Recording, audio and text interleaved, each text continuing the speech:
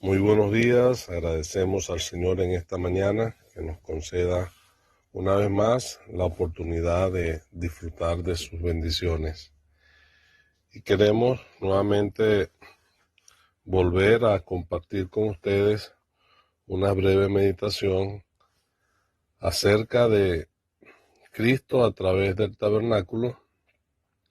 Y como veníamos conversando la semana pasada, estamos haciendo referencia a las vestiduras del sumo sacerdote. La vez pasada hablamos acerca del lino o la túnica de lino y los calzoncillos de lino que era colocado sobre el sumo sacerdote y que nos hacen referencia a su santidad y a su impecabilidad, tanto por dentro como por fuera. De manera que el Señor era sin pecado y representado allí en esa túnica. Pero después mencionamos acerca de lo que era el manto del efod, que era una pieza de color azul que se colocaba por encima, un manto, y que tenía granadas y campanillas en sus bordes que daban hermosura y a su vez un sonido que mientras el sumo sacerdote estaba caminando. Y hacíamos también referencia a eso que nos habla del origen celestial de nuestro Señor Jesucristo. Pero vamos ahora a pensar en el efod, que es otra de las prendas que era utilizada en el sumo sacerdote. Volvamos Éxodo capítulo 28, versículo 4, dice: las vestiduras que harán son estas: el pectoral, el efod, el manto, la túnica bordada, la mitra y el cinturón. Hagan pues las vestiduras sagradas para Aarón, tu hermano, y para sus hijos, para que sean mis sacerdotes. Ahora la descripción del efod dice: y harán el efod de oro, azul, púrpura, carmesí y lino torcido, y de obra primorosa, y tendrán 2 hombreras que se junten a sus 2 extremos, y así se juntarán, y un cinto de obra primorosa que estará sobre él, será de la misma obra, parte del mismo, de oro, azul, púrpura, carmesí y lino torcido. Y tomarán 2 piedras de ónice grabadas en ellas los nombres de los hijos de Israel, 6 de sus nombres en una piedra y los otros 6 nombres en la otra piedra, conforme al orden de nacimiento de ellos. De obra de grabador en piedra, como grabadura de sello, harás grabar las 2 piedras con los nombres de los hijos de Israel. Le harás alrededor engastes de oro, y pondrás las 2 piedras sobre las hombreras del efod para piedras memoriales a los hijos de Israel. Y Aarón llevará los nombres de ellos delante de Jehová sobre sus 2 hombros por memorial. La referencia aquí que tenemos acerca del efod nos hace entender que era como una especie de delantal, pero que tenía 2 partes, la parte de frente y la parte trasera, y que se juntaban ambas partes por 2 hombreras, y esas hombreras tenían colocadas allí 2 piedras sobre las hombreras, donde se grababa el nombre de las tribus de Israel, 6 de un lado y 6 del otro lado, en las hombreras.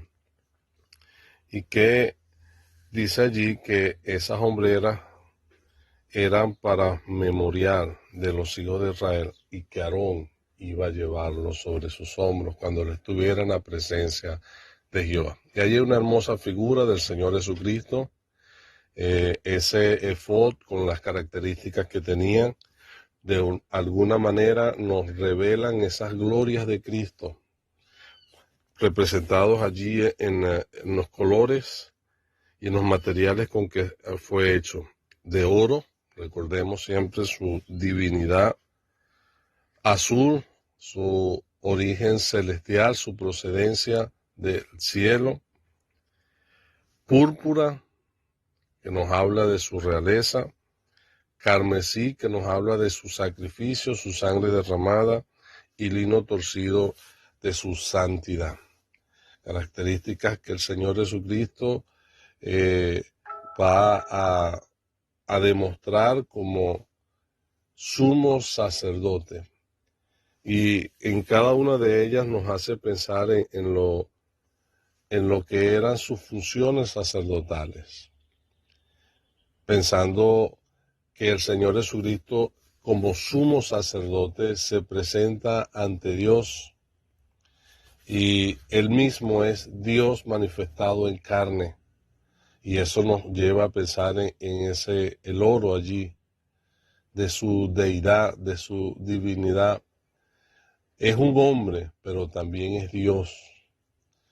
Y como tal es nuestro gran sumo sacerdote. Como expresa un poeta, no hay otro así. Él es Dios y también hombre. Pero también ese azul nos hace pensar en la esfera donde Él ministra.